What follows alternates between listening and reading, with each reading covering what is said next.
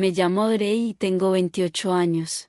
Todavía recuerdo ese día como si hubiera sido ayer, el día en que mi cuerpo se entumeció de la cintura para abajo, el día en que mi hermano, Jason, se paró sobre mí, riéndose de su cruel broma mientras yo yacía inmóvil en el concreto, el día en que mi papá gritó, levántate y camina, deja de hacerte la niña, y mi mamá me acusó de arruinarle la fiesta de cumpleaños a Jason.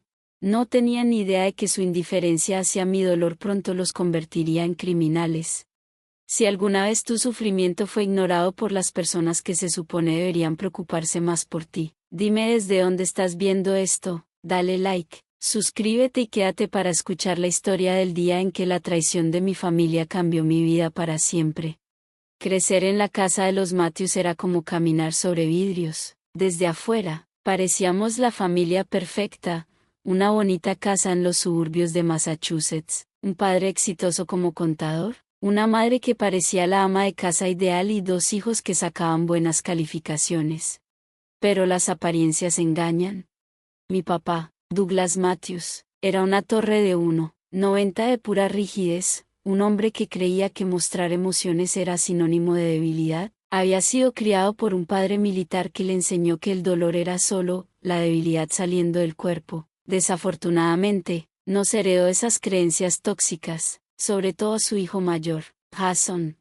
Audrey, tienes que endurecerte, era su frase de cabecera durante toda mi infancia. No importaba si era una rodilla raspada, un corazón roto o una enfermedad real, su respuesta siempre era la misma: minimizar, ignorar, seguir adelante.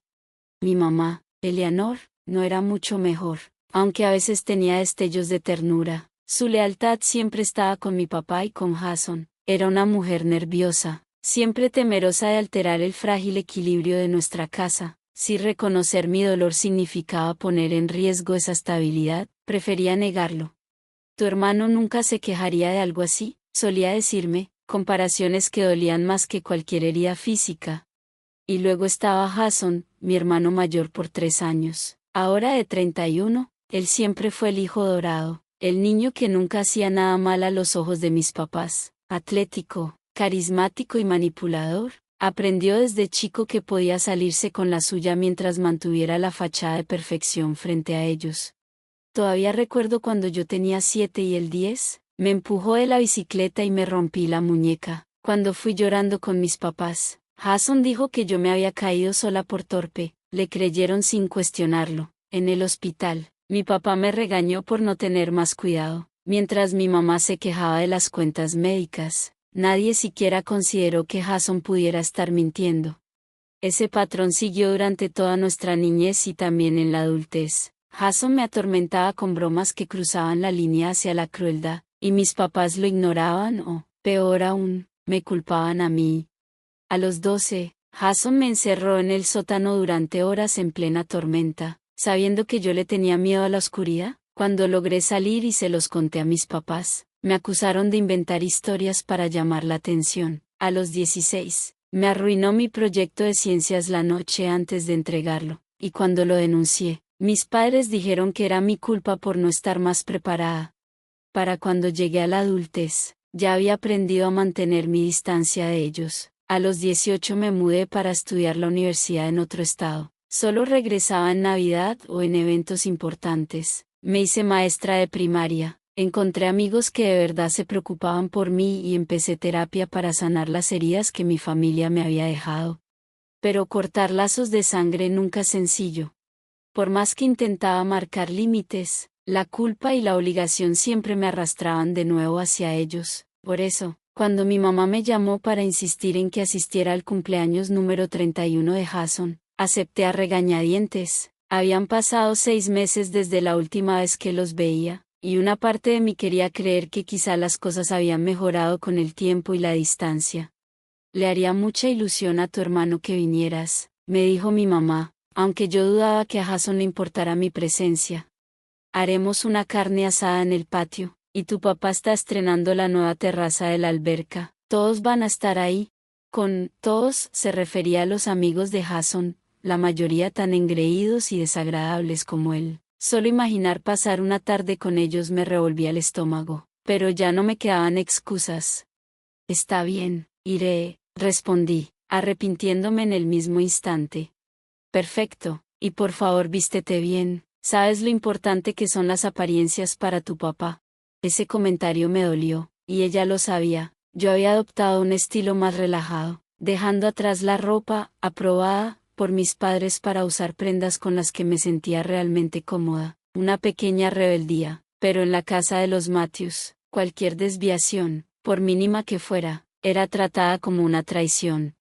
Al colgar, intenté prepararme mentalmente para lo que vendría. Iría a la fiesta, platicaría lo justo, le daría a Jason una tarjeta genérica con algo de dinero, y me iría lo antes posible. Podía soportar una tarde incómoda a cambio de varios meses de tranquilidad lejos de ellos.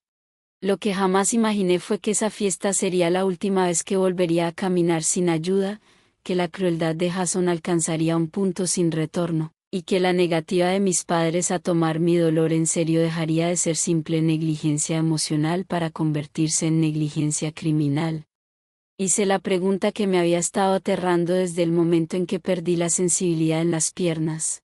La doctora Martínez no me dio falsas esperanzas, pero tampoco las apagó del todo.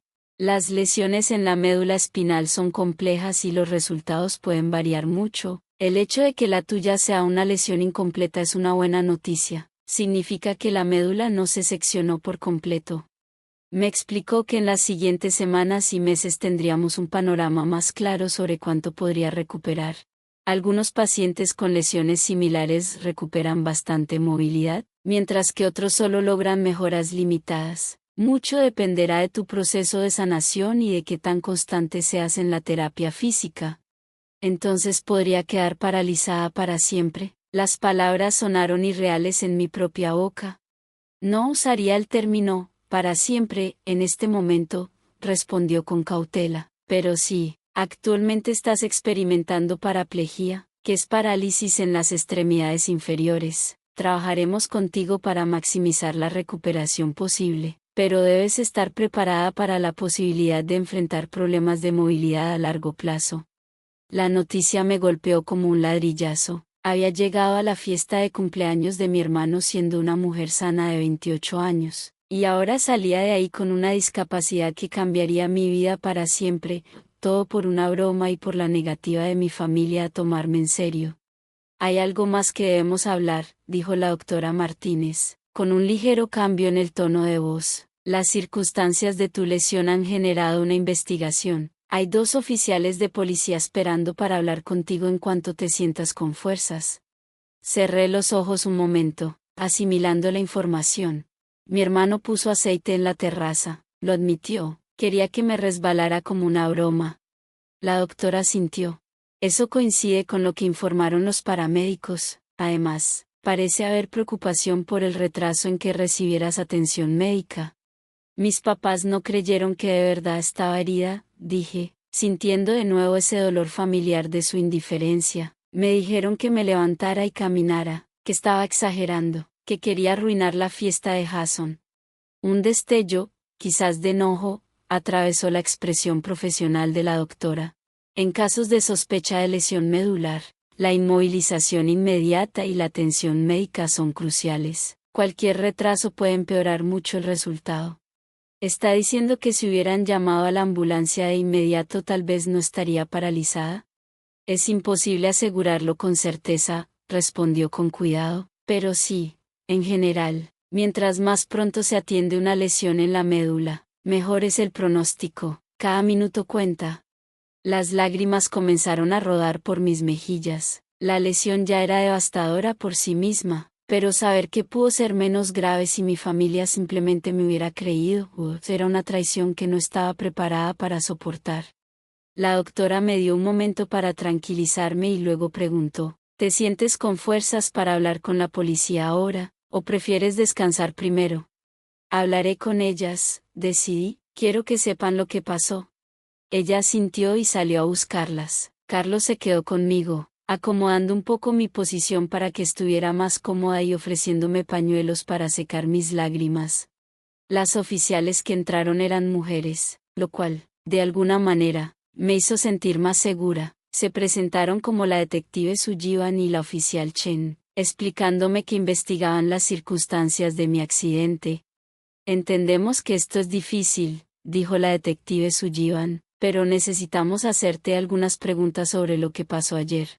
Conté los hechos lo más claro que pude, mi llegada a la fiesta, el comportamiento cada vez más agresivo de Jason, mi intento de irme, la caída en la terraza resbalosa y, sobre todo, la reacción de mi familia ante mi lesión. Entonces, para dejarlo claro, aclaró la detective Sullivan, después de que caíste y dijiste que no podías mover ni sentir tus piernas, ¿nadie llamó a emergencias?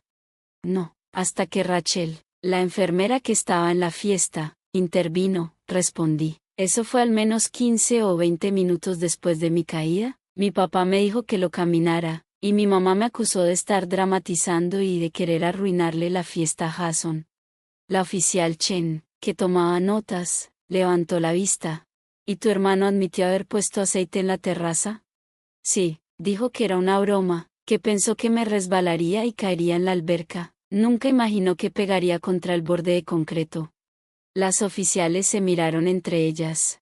Debes saber, dijo la detective Sullivan, que ya tomamos declaraciones de varios testigos en la escena, incluida la enfermera Rachel Cooper y los paramédicos que te trasladaron. También recolectamos evidencia en la terraza y confirmamos la presencia de aceite en el área donde caíste.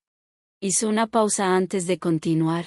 Tu hermano, Jason Matthews, fue detenido anoche acusado de poner en riesgo la vida de manera imprudente y de causar lesiones graves. Tus padres, Douglas y Eleanor Matthews, están siendo investigados por negligencia y por no proporcionarte asistencia médica necesaria. La noticia me dejó atónita, por más que me hubieran lastimado, nunca imaginé a mis padres enfrentando cargos criminales. ¿Ellos podrían ir a la cárcel?, pregunté apenas en un susurro. Eso lo decidirá la fiscalía y, en última instancia, los tribunales, respondió la detective Sullivan, pero sí, son cargos serios, sobre todo considerando la gravedad de tus lesiones.